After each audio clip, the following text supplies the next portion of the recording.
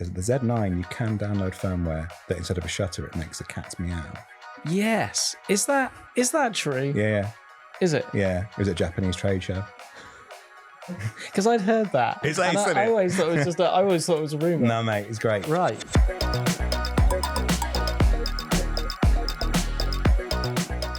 Hello and welcome to Bokeh Face, the Digital Camera World podcast. I'm James Arteis, the editor-in-chief of Digital Camera World, and joining me is Mike Harris, the how-to editor of Digital Camera World. Hey, James. We are here every other week to talk about the latest and greatest in camera news, talk about some burning issues in photography and videography, and we're here to help troubleshoot some problems you might be having, or even to share some issues that Mike and I might be having. Coming up on today's show, in our In Focus segment, we're going to talk, is it a piece of magic?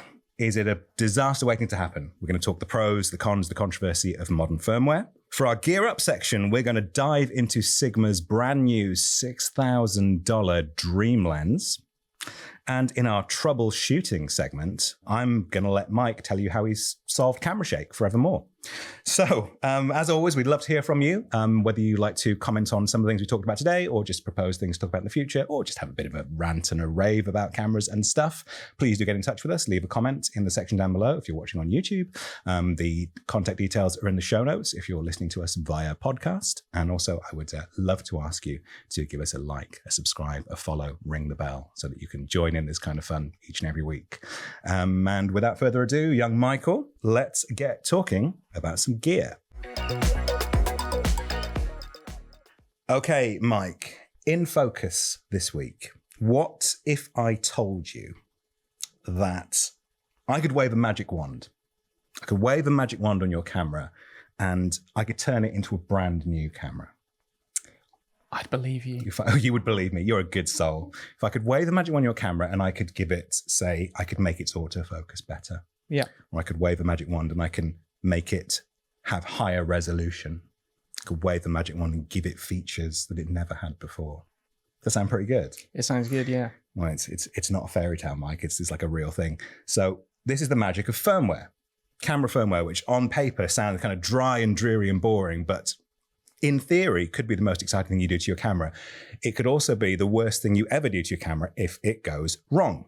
And recently we've had some really transformative firmware updates for certain models of cameras that have promised great things and actually ultimately delivered great things, but there have been some fairly major speed bumps in the way. So I guess we're here to do kind of just talk about what we talk about in the office all the time whenever firmware comes out. It's like, all right, what do we do about that then? Sounds good. Who's going to download it first? So I guess, Mike, let's just start with, in nuts and bolts terms, what is firmware? What does it do? Why should anyone care? Yes. Well, actually, when we talk about it in the office, it's usually like, who's going to do the firmware update story? Who's going to do the story? And then it's like, it's your turn. Yeah, you do it. Firmware has obviously become more and more of a thing in the mirrorless era.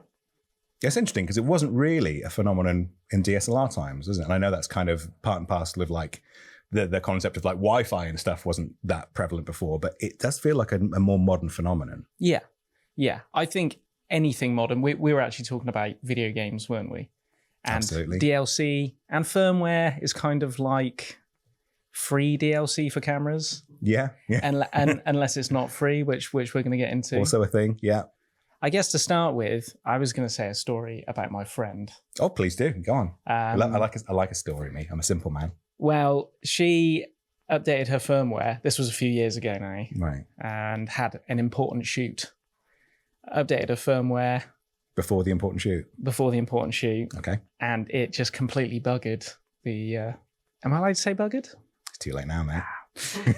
Completely buggered the autofocus system. And she was so annoyed that she basically went home, sold her camera, and adopted a camera from a new manufacturer. Wow. Yeah. So just completely was like, I am done with this. Yeah. Okay. Kind of extreme response, but an appropriate or a valid one, I'll say. I guess the thing is, if you're a pro, then you can understand it. But also, and as we're going to talk about, there doesn't really need to be too much fear-mongering over firmware, because 9 times out of 10, unless it's a really sort of core fix, which doesn't happen that often, you can just wait for a little while until you know everything's A-okay and then update it. Yeah, it's a bit like, so firmware Sometimes it does things like add new features, makes your camera bigger, faster, stronger. Sometimes it's like just a patch on any other conventional piece of software that fixes a spelling mistake in the menus or something like that. Or it's just like the OS updates on your phone. So, it'll just make things run a bit smoother, or, a program started using a different bit of something or other and it'll kick in. So, like you say, 9 times out of 10, not a problem. That one time, though, as your friend discovered, it can be truly catastrophic. Yeah. Let's talk first of all about some companies have made firmware like a real part of their strategy. So Fujifilm, a few years ago, when the mirrorless race was a little bit more young in its lifetime, had this strategy called Kaizen, which is a Japanese term that means constant improvement. The idea being that the product that you buy today, that doesn't need to be the ceiling of that product. Just as you evolve, hopefully as a photographer or videographer, your camera can evolve with you and learn new skills and learn new tricks and things. So Fujifilm really doubled and tripled down on that concept. It's kind of moved away from it a little bit now. I think the mirrorless cameras are just so much of an arms race that you can't sit back and sit on features and release them in like 18 months time. You kind of need to throw it all out there. But so that was part of Fujifilm's strategy for a very long time. But yeah, the other end of the spectrum, which I know as a Nikon man, you've probably got thoughts on this. We have the phenomenon, which is currently a one-off. But when the Nikon Z9 launched, its headline features were things like 8K 60p and, pre-capture, which if you're a professional or just anyone who likes shooting with cameras, really, those are really cool things to have. So the camera comes out in October 2021, but these features were not ready at launch. And in fairness, Nikon told us they weren't going to be ready at launch. They would be firmwared in at a later stage. They did, yeah. The problem was the later stage was 6 months later. It was April 2022 that 8K 60 and pre-capture and a few other things sort of became the case. So at that stage, my fear was that it was going to become like video games where you have to download a day one patch, which kind of is what it is. That's what happens in video games. I would prefer technology kind of worked straight out the box. But like I say, I was worried over maybe nothing because that hasn't been the case again. But that's the other end of the example, right? So Fujifilm was like, yeah, firmware is going to be used to constantly improve your things. Nikon was kind of like, it's not quite ready yet, but promise it will be, and you'll have it as soon as it's finished. So, you've got those two ends of the spectrum. Yeah, I think the thing is, I think it's also important to mention that the Z9 was released during COVID. And it was delayed. And I don't know this for certain, but I do wonder if maybe it was a case of get out of the door and we will then add these features afterwards. And also, I know I said this to you before, but people still adopted the Z9. Oh, yeah. And it just goes to prove that 8K videos, maybe no one actually needs it. Not as important as everyone told us it was, especially 8K 60. I think it's still true today. 8K, very few people need 8K. Yeah. If you're looking at a camera that's maybe one of them, you're looking at two cameras, one's 8K, one's 4K, and that's the only thing you're thinking about, you probably get the 4K one, saves us some money. But so if we look at what firmware can be, at its best, at its most transformational, because it is true in a lot of cases. As I say, Olympus used to be this OM system back in the day as well. You would buy a camera, it would evolve and grow with you. And the camera that you sell to MPB or KEH in 4 years' time might be a completely different camera than the one you bought on day one. Yeah. So the two main firmwares that are going to prompt this conversation. So two recent from two of the big boys, Canon and Nikon. And they both launched relatively recent firmware updates. I'm just going to give you a little cribs notes of what they each did. So Canon released firmware for about 9 cameras, right? But the one for the R5 Mark II had some great stuff. For example, added password protection. Maybe not the best example. Improved AF for sports, things like better fidelity. It's capturing and staying tracked onto subjects behind netting. So if they're playing tennis or volleyball or stuff like that. Better video tracking, support for memory cards greater than 8 terabytes. Who'd have thought that was even a thing that anyone would have to do? More overheating prevention, expanded focus presets. So, it's really adding loads of functionality to that camera. I'll come on to my butt in a second. The Nikon Z8 from Nikon, big firmware update. Oh, it's had a huge one very recently. In fact, for it. I've got my Z8 here. There. Did you firmware? No. Right. Okay. Look, I think I like to wait a little bit. Mm-hmm. I just do. And also the kind of things that have been added in this Z8 firmware release, a few of them are like fun toys, which I can't wait to dive into. Right. But not pressing. With almost every firmware, there's a few fixes here and there, but there's nothing that I regularly use my Z8 for that I find really problematic. So it's more just a bit of laziness on my part than anything. But yeah, loads of great features. The one I liked the look of was focus shift, which is using the pixel shift system in new and clever ways. Well, it's really cool because it'll combine. So it'll do focus shift, and I think it can combine it with auto bracketing. Yeah. And also focus stacking. It So- can't do both together. Right. But so essentially you stack and I can't remember which way round it is, but basically the sensor does the shifting. Yeah. And then for each shift, it does the stacking, for example. Right. So next shift, stacks, next shift, stacks. And then you go into post, you bring it all together. You got a massive, I can't remember. I think it might, am I dreaming that it might be 180 megapixels? Yeah. It may well be. Yeah. It's usually 4 times the resolution. So, Yeah. Yeah. It's going to be in that It's ballpark. huge, and you'll end up with a focus stacked image or a HDR image. I mean, that's Which is crazy cool. That is super cool. It's got other fun things like in-body focus limiter, AF improvements, improved speed for pre-capture. Yeah. So basically, both of these, and these are just 2 recent examples, right? Canon and Nikon both did this for their, if not flagship, then top-tier cameras. And both firmwares were pulled within 24 or 48 hours because they caused problems. So in Canon's case, one of the features is it enables you to use CF Express cards that are over 8 terabytes. The problem was if you then put in a card that was over 2 terabytes and recorded video, you couldn't play it back. Bit of a problem for a camera that does video. In Nikon's case, one of the issues was, and this is sort of a sidetrack of ways you shouldn't update firmware, but the Nikon, one of the side effects was people were finding that their third-party lenses were bricked.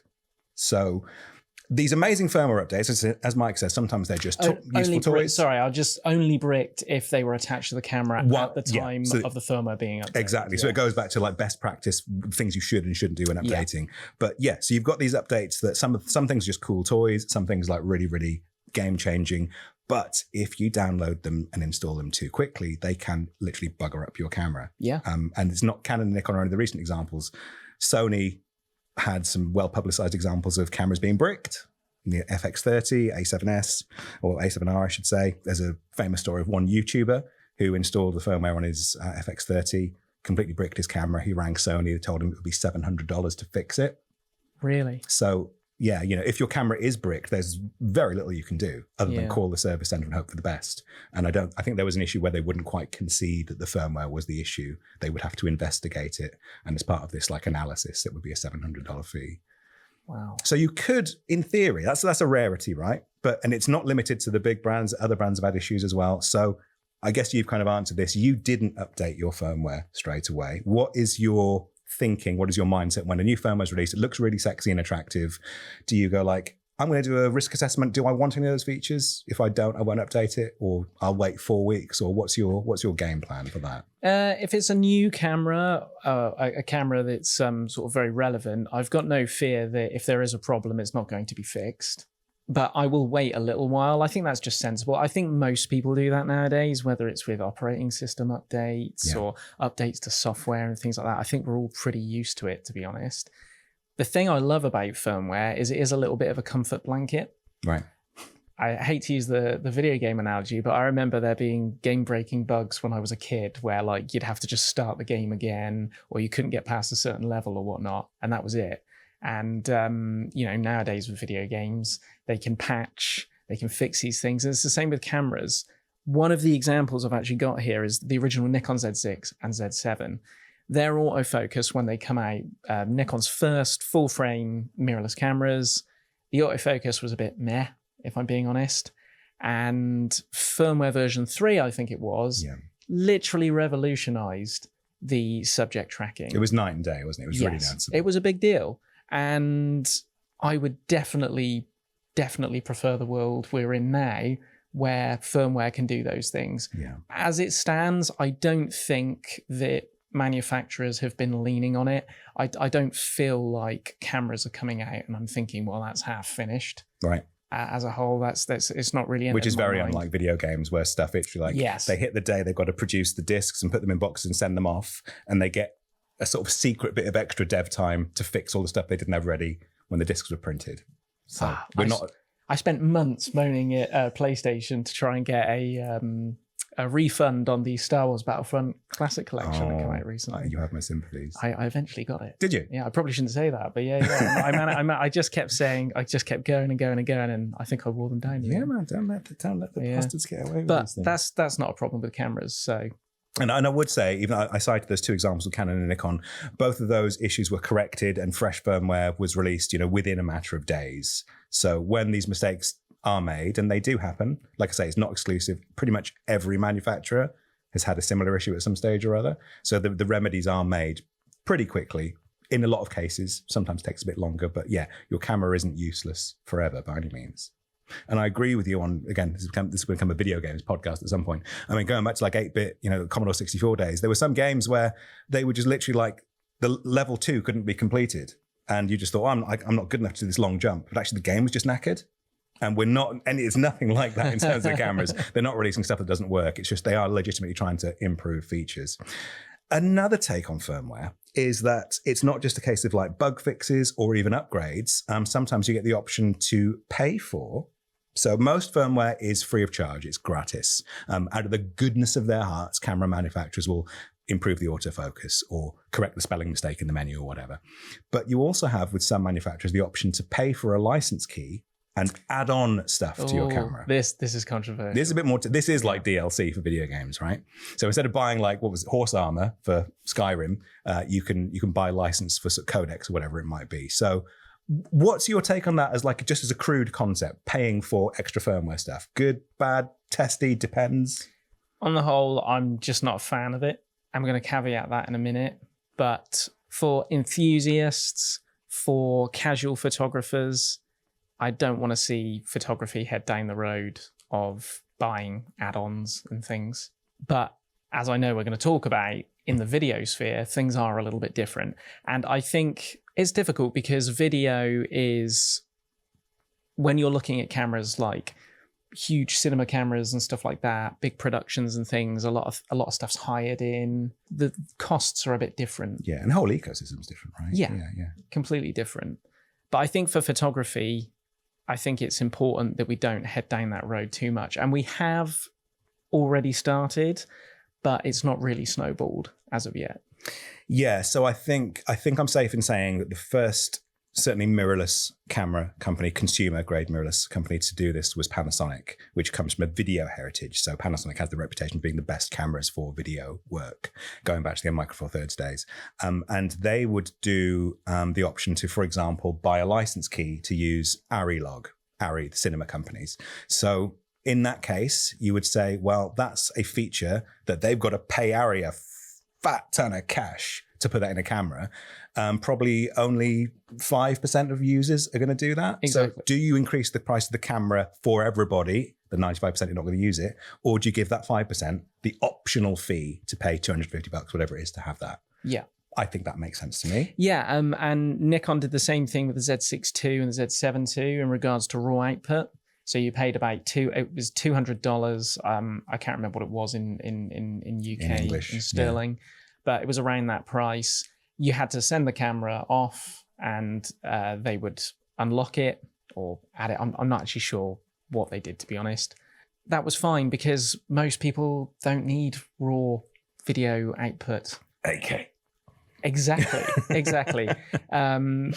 At the end of the day, were you going to put £200 extra onto the price of the camera? And also, they did bring out the Z6 II filmmakers kit, which came with an Atmos recorder. Right, yeah. And you needed that anyway to, because it was raw video externally. Exactly. And if you bought that kit, then it was included in it. Right, yeah. So I don't think that was so bad. No, and again, we're citing video examples, right? And there are more photographic examples. So I want to say Canon and Sony have recently given you the option to buy effectively grid lines, to pay for a firmware that installs grid lines. Yes. I don't think it's golden ratio. I think it's like 3:3, or it's not 16:9 because most cameras have it, but you can pay for things like grid lines. Not sure how I feel about that. Kind of just wish all the grid lines were in my camera from day one, to be honest. Unless you need specific matte lines, again, for video, might be a different thing. I guess the way I think about it is, if it's something that is kind of like cosmetic, then maybe I don't mind quite so much. If you could have some kind of theme to your menu screen or something. That's not an idea, by the way. Well, the Z, I don't know if the Z8 does it. The Z9, you can download firmware that instead of a shutter, it makes a cat's meow. Yes. Is that true? Yeah. Is it? Yeah, it was at a Japanese trade show. Because I'd heard that. It's ace, and isn't I it? always thought it was just I always thought it was a rumor. No, mate, it's great. Right. I mean, that's worth $5 of anyone's money, that is. I've completely changed my mind on firmware. So I think the scaremongering of which we try not to scaremonger people, we just ask people to be realistic, right? If you're going to download firmware, you're probably best to wait a week or so. Don't be the beta tester for the companies. Let somebody else find out if it needs fixing or not. After a week or so, probably safe to download, I'd say. Yeah. And really, it is a free gift, except for the ones we've got to pay for. They're not free at all. You've got to pay for them. But it is great, the fact that you can have your autofocus improved. You know, something like the Canon R5, the original, 45 megapixel sensor. It's got the pixel shift mode where it can shoot 400 megapixel images. You know, who doesn't want that? Yeah, the Z8 was a great camera on release, and it's an even better camera now. And you really can't sniff at that. You really can't. Okay, so firmware can make your camera cleverer and more capable, but nothing makes your camera more capable than a shiny new lens. In our Gear Up section, we're going to show you one of the most capable lenses in its field. It's also blooming huge. So should we get this guy out? Yeah, let's do it. Let's do it. Our Gear Up section is quite special this week because I was in Japan. I was at Sigma's headquarters in Kanagawa, where he unveiled, in addition to the Sigma BF, the very sexy, very quirky new full frame camera. Which we actually have on the shelf. Which we do actually have behind us. Yeah, lovely camera. He also unveiled this, what he called his dream lens. You ready for this, Mike? This is the Sigma 300 to 600 f4, which is probably so wide that it may or may not fit into frame. Michael, this is a beast of a lens. It is, yeah. And for a certain kind of photographer, maybe not a certain kind of videographer, I don't know enough about that, but for a certain kind of photographer, this is, as Mr. Yamaki called it, a dream lens. What makes this lens so special? If indeed you think it is special, you might just think, no, it's a nightmare. Look at the size of it. But I think it's a dream lens. I think it's very special. Well, what makes it amazing, quite frankly, is the price. It's $5,999 US, $5,899 UK. Yeah. And you might think, and quite rightly so, you might sit back in your chair and go, what? It's a pretty good bit of cash. Yeah, that is a lot of money. It is the price of a used car, but it's an awful lot better than paying $15,000/pounds on a prime lens that is also f4 fixed aperture. Yeah. But you get a free 300 mil the other end. And that's the magic of this lens, is it's a 300 to 600. It's an f4. Constant throughout the range. And it is, if you say very hard, it is achievable. It's more achievable than 15,000. It definitely is. I mean, you know, the dream about it, it's an unprecedented lens, right? It's kind of the same size, same weight as a 600 mil prime or something equivalent, but you do get that f4 throughout the zoom range. And just to put this into some sort of context, I seem to do this every time we're on a show together, Mike. I went on the internet and I did some sums. I'm also going to get onto it and point that this is specifically an L mount and E mount. So Leica mount and Sony mount, and not Canon, not Nikon. We'll talk about why that's fun or not fun in a minute. So yeah, this is a lens that gives you prime performance in a zoom. Canon's got a 600mm f4. Prime lens, again, not 306, just 600 f4. That's $13,999. It's pretty much the same size, pretty much the same weight. So we're talking about 4 kilograms, 3,900 something kilograms. Nikon's got the Nikon 600mm f4, again, $14,499. So as you say, it's promising the optical performance of a 600mm f4 prime, but you do get the benefit of the 300mm lens, and you're not getting the extra bulk. Obviously, you wouldn't want a lens that's much bigger than this. It's mind-blowing for that certain kind of photographer. What is a certain kind of photographer for whom? Because these guys, the video folks, were like, who needs that lens? That's mental. But some people really do need a lens like this. So what would be the sort of use cases for this guy?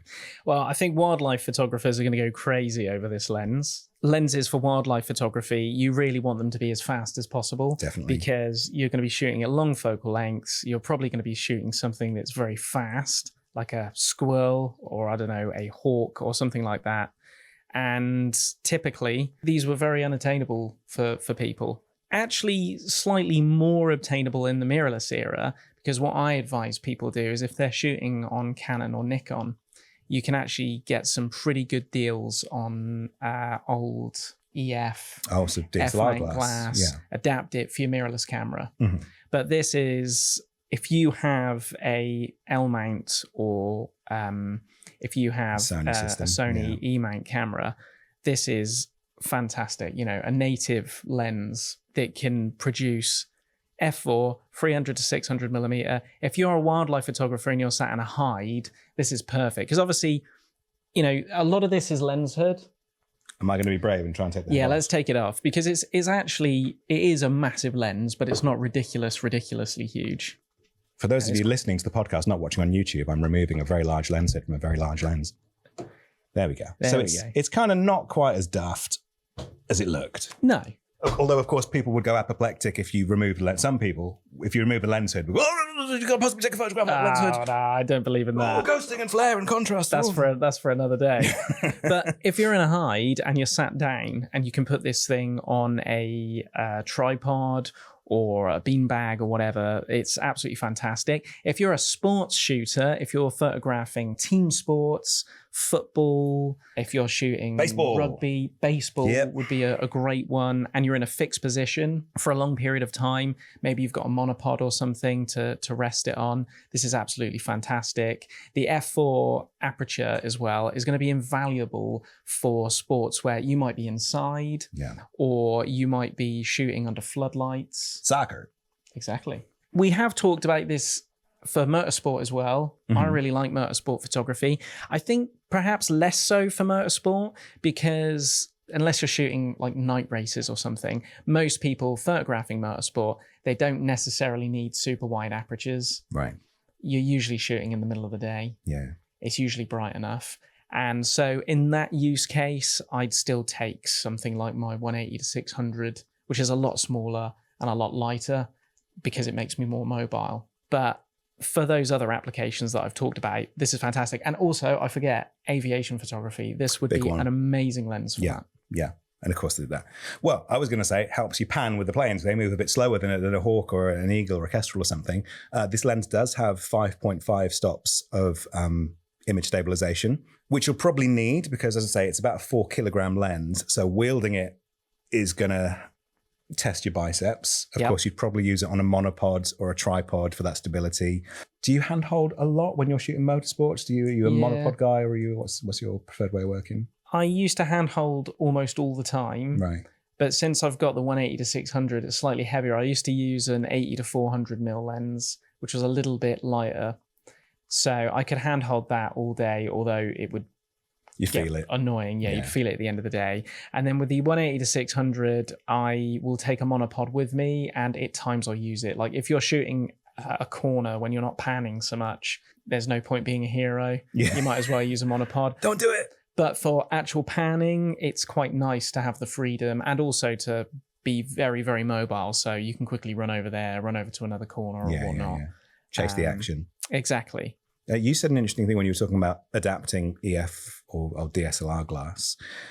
And really, to me, I think one of the reasons this is a dream lens is this is one of those lenses. We're seeing them increasingly, you know, the Sony 50 to 150 f2, the 28 to 70 f2 that Canon and Sony do. We're finally making good on this promise of mirrorless that we were sold all those years ago. Yeah. So first of all, they told you that buy a mirrorless camera, it's going to be smaller and lighter than your DSLR. That turned out to be sometimes true, sometimes not. Still kind of big chunky things, but also that you would the shorter flange distance between the lens element and the sensor that would enable these companies to make lenses that were never possible before. Lenses you can only dream of if you're Mr. Yamaki. If you're listening via podcast, I'm wiggling my fingers like it's proper magic. And I think this is an example of that. This is sort of lens that simply couldn't have existed on a DSLR because of the difference in the throat size, the flange distance, all that stuff. And now we've got super clever lenses that work in tandem with wider lens mounts, shorter flange distances, cleverer autofocus as well, because that's the other thing, is you can put any sort of lens you want at any sort of aperture, but it's not going to play nice with a lot of cameras' autofocus systems. The lens might not be fast enough to keep up, so you can get an old DSLR lens, but you might not get full performance out of it. So I think as much as anything, this is a great example of the mirrorless dream finally coming true, and actually the old DSLR lenses, as good as they are, you can't buy an equivalent of this. This is proper new. Yeah, and also going to the claim that it's providing prime image quality, it doesn't really matter if it's not. Right. As long as it's somewhere within the ballpark, I'm not going to care, because you've got, I'd take a 300 to 600 mil f4 that's slightly less sharp than a 600 millimeter prime that also happens to be roughly around $9,000 more expensive any day. Sometimes you pay a bit more for results. Sometimes you go, is it worth it? And I think this leans on a point that you've talked to me about before, which is image fidelity, image quality is obviously very, very important, but is it becoming too much of a thing? Because the megapixel race is sort of over. It's not, but we've hit the ceilings, about 60 megapixel full frame, 100 megapixel for medium format. So now it's all about super, super mega sharpness, 20 million elements stuffed in the lens, performance this, performance that. And as you've just said, is ultimate sharpness really important, or is cost going to become more a thing? Because a $5,000 lens, even though it is cheap for what it is, it's not without rivals, not directly for the same sort of focal range, but in terms of alternatives from other manufacturers. Yeah. There are more and more cheap options available. Well, we were actually discussing earlier, and this is something that I've been thinking about, is will Chinese cheap lenses get to the point, and I'm sure they will they get to the point where they are able to start churning out something along this line? We've already got autofocus, which for a long time eluded very cheap lenses. Yeah, wasn't the case. And by all accounts, a lot of the cheap lenses and primes that are being made now are really, really good.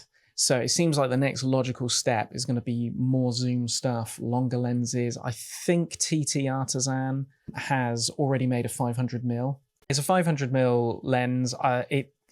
It's peanuts. It doesn't cost anything, and it's manual focus. Right. But for now. Yeah. It's only a matter of time. And I think Sigma coming out with something like this, leading the pack, I think it's a genius move. And I think we are going to see more lenses like this in the near future.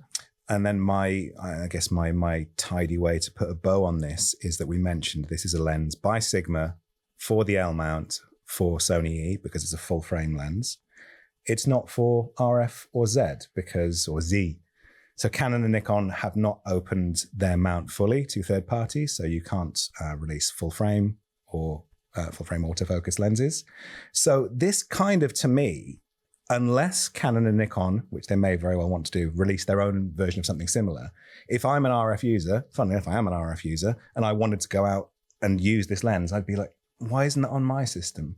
Why do I have to buy into Sony or Panasonic or Leica to get this lens? Am I overblowing that, or do you think there are people out there who are going to be, maybe will switch systems to get lenses, if not like this specifically, in general, to get those alternative full frame lenses? It's possible, and you've got to think to yourself that if it continues, then only more people will do that.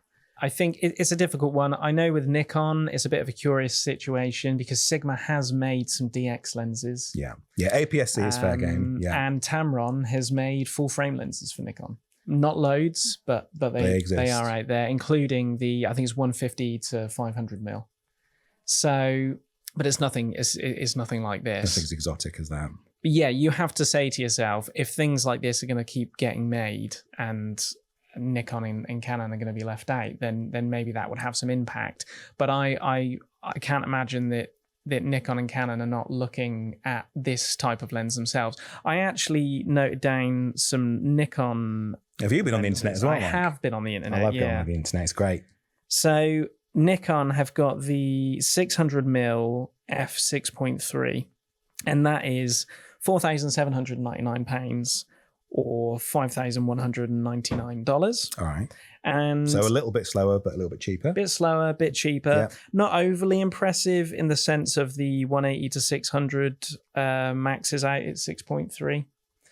But I think the optical performance is meant to be better. And also it's small. Okay. It is quite small.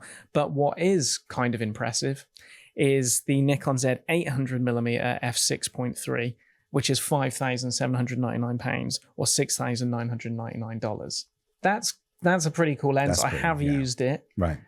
It's a lot of fun. Although what I did find taking out an 800mm prime for the first time in my life, I took it out to a place called Hamwall. Okay. Which is in our neck of the woods. Sounds like somewhere where hobbits live. Well, it's actually it's in Somerset. So, All right. yeah, basically where hobbits Shire-ish. live. Yeah, Yeah. I can say that. I come from Wiltshire, so it's fine. I literally am a hobbit. I sound like one. So I took it out, and I realised that when you're out shooting wildlife, it doesn't matter what focal length you've got. No lens is ever long No enough. lens is appropriate. No. That's why having a 3 to 600 zoom is pretty good, huh? Exactly. Yeah. Well, I think we're both in agreement. We love this lens. It's very sexy, very expensive. You're a Nikon man. You wish you had one for your Z. Absolutely. I'm an RF man. I wish I had one for my Canon. Absolutely. Come on, Canon. Come on, Nikon. Play ball. And if you've ever shot a photograph, or maybe a video if you're feeling really brave, with a 600mm lens, you might have encountered a problem with camera shake. You may even say you've had some trouble shooting. In our troubleshooting segment this week, this is a question that actually these guys were asking me when they saw the enormous Sigma lens that we've got. And we're talking about, how do you hold it steady? How do you stop things like camera shake? Camera shake's a question I think you get asked all the time. I get asked all the time. It covers a lot of ground, right? So let's talk about best practice. If someone says to me, oh, my pictures are blurry or I'm a bit wobbly, or what are the things we can do, whether we're using, I've put it away now, a ridiculous 600mm lens, which is obviously going to invite camera shake of its own, whether we're using a prime lens and shooting at night, where different, shutter speeds or whatever. What are the kind of the best practices, the preventative measures we can take? How do we cure this camera shake malarkey? Well, let's start with handheld, because on tripod it's going to get a bit different. But if you're hand holding, then there's a handy little thing called the reciprocal rule. Tell me more. The reciprocal rule basically says that your focal length is going to match or exceed the denominator. Look at you with your maths. I was so surprised I said denominator right. I then paused and froze. Thought it was just dramatic effect. Look at me. I listened in GCSE maths. So you need to match your shutter speed's denominator with your focal length or exceed it. Right. And if you do that, then you won't experience camera shake. To a degree, there's always a caveat with camera shake, which is inherently some people can just hold cameras steadier than others. Yeah. Some cameras are heavier, some cameras are lighter, depending who you are and how you feel with it. You might find it easier to hold a heavy camera steady. You might find it easier to hold a light camera steady, yada, yada, yada. Wind, where you're standing, what you're shooting, all of those kind of things. But generally, the reciprocal rule is there. If you're hand holding, you match the denominator of your shutter speed or exceed it of your focal length, and you're good. The problem with the reciprocal rule is it doesn't really work with these super high resolution sensors that we love. Yes. That everybody loves and everybody wants more of. So generally, you're kind of thinking around 24 megapixels, maybe 26. You're looking at the reciprocal rule generally working, but definitely test your own camera and how you feel about this, because I think part of camera shake is getting to know your camera. Yeah. But if you're looking at a camera that's 33 megapixels, or what a lot of cameras are now, 40 or 47, you're going to be looking at doubling it, tripling it, maybe even quadrupling it. Quadrupling? That's a word. Quadrupling is definitely a word. Quadrupling it. I think this is a really interesting side effect that people don't think about. So a lot of folks, for some folks whose idea of how do I make my photography better, I'll buy a new camera. Some folks do think that way. So you think, I'm going to buy a bigger sensor or a higher resolution sensor. That's going to make my pictures better. In actual fact, you buy yourself, say you get a Sony A7R that's got 61 megapixels. You buy a 61 megapixel camera. And if your camera discipline is poor, your pictures are going to be twice as poor, because that resolution will betray any bit of shake. Exactly. So you might be thinking I'm going to have the best pictures ever when I got my nice new high-res sensor, but actually it could be the worst thing you've ever done if you don't know your camera. Yeah. And if you're shooting something like wildlife, and I had an experience of this where I was photographing wildlife in the middle of the day in some woods, and I was using a 300mm lens, and I was actually borrowing the lens. It was 300mm f2.8. And I was so pleased that I had that lens, right, because I could open the aperture up, get more light in, and shoot at acceptable ISOs. But if I hadn't have had that lens, if I had something that an enthusiast photographer might have, which is, say, the a 200 to 600, a 180 to 600, something like that, within the region of kind of maxing at f 5.6, 6.3, something like that. It's really hard.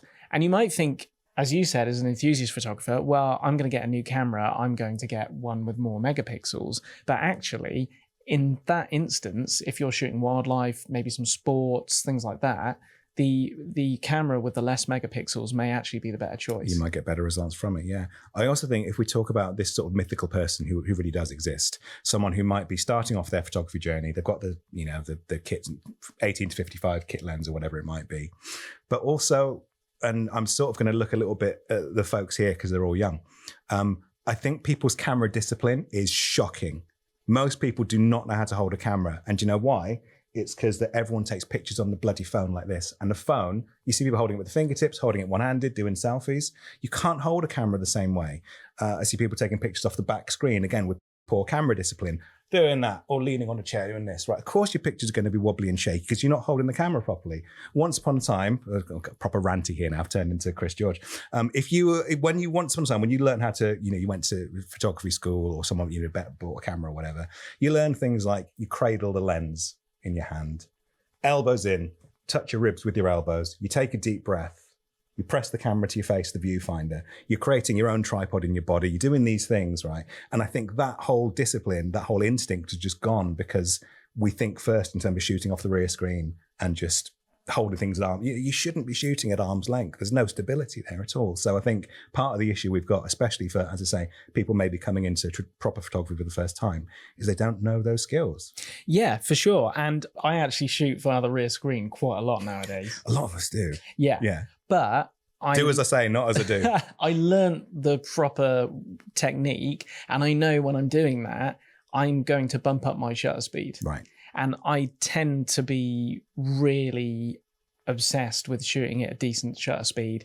I think in some aspects, we've been the problem with photojournalists saying, keep your ISO low, keep your ISO low. And I think some people think that actually the main thing they need to worry about when taking photos is keeping their ISO low. And they will actually do that at the expense of getting blurry or soft photos.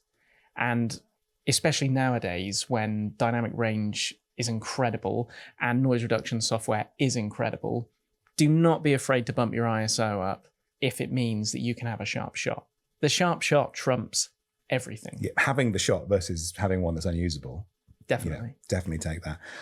The flip side to my mini rant about people not being able to hold stuff properly is that now I am so used to using cameras with stabilization. So I've been using cameras with IBIS since 2014, so it's 11 years. IBIS, in-body image stabilization. So there's two kinds of stabilization. There's the stabilization in the lens itself, which is IS, lens IS, and in-body image stabilization, IBIS, is where the camera stabilizes the sensor, right? So I've been shooting with cameras with IBIS since 2014. Now, when I use like an older DSLR or a film camera or just a camera that doesn't have IBIS for whatever reason, I realize that actually my discipline is not good. I've been spoiled by technology, making life easy for me, that if I had to hand hold a film camera at even a moderate shutter speed, I'd probably struggle. This is why you need to take camera shake on a case-by-case basis and get used to the camera that you're shooting with, because not all image stabilization systems are made equal. You might be using a different lens, swapping lenses, whatever. You really need to get used to your camera and really get used to your setup. And ultimately, it will be fine. It will be fine. Well, I've just mentioned the different kind of stabilization. So there's difference between lens IS and in-body IS. So you've got a lens that I'm pointing to here, even though the camera can't see it and on podcast can't see it either.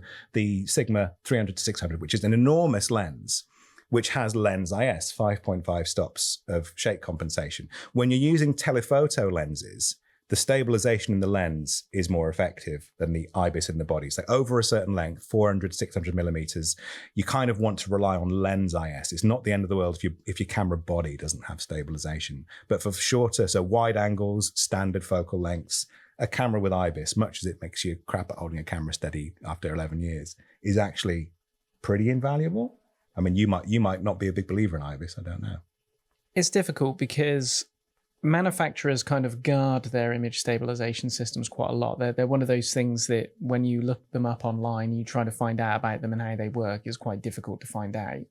I do know, for example, Nikon's vibration reduction, at least during the DSLR era, they said that it was basically usable up to 1/500th of a second, and then it basically becomes superfluous. Right.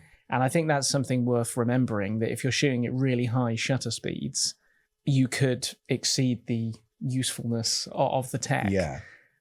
Generally, the way I shoot is I will try, it depends who you talk to, because a lot of people turn around and say, like you've just said, I basically can't go back. But I generally shoot with my shutter speed, kind of forgetting that I have any kind of image stabilization. Right. Unless, and then I'll push it when I absolutely need to, because you get used to what ISO you can shoot out on your camera before things start to get a bit ropey. You get used to how good you are at kind of holding the camera. Yeah. And I think as long as you do that, then you can use image stabilization as almost like a backup, because even that it's not going to work the same every single time. Right. Yeah. There's always variables with camera shake. You could always just, wobble a bit more. You could always not be shooting with a different image stabilization system or whatever. Just get your fundamentals right. And then the stabilization is there as a backup. Yeah. That's how I like to look at it. Another tip that a lot of people will do nowadays, that we're not shooting on film and we've got really fast burst speeds and massive memory cards, is actually fire off a burst when you take a photo. Yeah. So the camera basically just sort of machine guns a burst. And the idea is that at some point during that burst, your hand will be at its steadiest. So you can then look through those shots and pluck the one that looks sharpest. That's actually right. Yeah. The only problem with that is you then spend just hours going through, sifting through images. And then you do that like dance that all photographers do when you're on Lightroom and you're pressing the arrow keys and you're going, is that sharper? Is that sharper? Is that sharper? Is that sharper? Who knows? Yeah. And at that point, it doesn't really matter. But you can do that. Yeah. And again, going back to camera discipline, because there's a difference between like stabbing the button and squeezing it like you would a rifle trigger, I guess. Yeah. And at that point of pressing the shutter, you're going to introduce camera shake by squeezing your palm. Also, if you're using a DSLR, you've got things like shutter shake and mirror slap that are going to vibrate the camera as well. So if you do take a burst, somewhere between those 2 points, you get the sweet spot. Well, that brings me on to tripods. Right. When you start photography, most people think, well, it's on a tripod, so I don't have to worry. But camera shake can exist on tripods. So you've really got two things to remember. One is that some image stabilization systems are not rated to work on a tripod. Yep. Some are. And this is where I'm kind of talking about that it can be a little bit difficult researching image stabilization systems and actually getting a solid answer as to whether you can use it on a tripod or not. I got into the habit a long time ago. If I'm shooting on a tripod, it doesn't matter what camera I'm using, doesn't matter what lens I'm using, no matter what your image stabilization system is, right, you can just turn it off. Just get into the habit of turning it off. And that way, if you're just using a new lens or a new camera or whatever, you're not going to forget. Because the idea is that some image stabilization systems can essentially correct or try to correct for movement on a tripod that isn't there, thus blurring the image. Just creating the shake you're trying to remove. Exactly. Because it's trying to compensate for something that's not there. The other thing you need to really think about when you're shooting on a tripod is that when you actually press the shutter button, you can cause enough vibrations through the tripod, through the camera, whatever, even actually shifting your feet around, walking about, to shake things and make the image soft. So that's one of the reasons why people will use shutter release cables or self-timers. But there's also a thing called exposure delay mode on some cameras. And this is really good for DSLRs because what you were talking about was mirror slap. Mirror slap happens when you have a DSLR, the reflex mirror, when you take the photo, just before the shutter opens, the reflex mirror has to flip up to reveal the sensor. So that when you look through the optical viewfinder, the mirror is basically allowing the light to bounce off into your eye. So when you take the photo, that reflex mirror has to flip up to reveal the sensor, then the shutter opens, and then the sensor gets exposed. the mirror flipping up inside the camera can create enough vibrations to blur the image. What exposure delay mode does, which is really cool, is it will delay like a self-timer, but it will also automatically flip the reflex mirror up for a couple of seconds, and then it will activate the shutter to allow any vibrations caused by mirror slap to kind of calm down. Some cameras also have a mirror up mode, which is like a manual version of exposure delay. You then want a remote shutter release. On your first press, the mirror flips up. You can wait a few seconds for the vibration to subside. You press the shutter release again, and it fires the shutter. So there are solutions, they are available. And as we said before, maybe we're just all a bit too fussy about sharpness anyway. We probably are, yeah. In fact, Chris was saying, wasn't he, that back in the film days, you never viewed an image at 100%.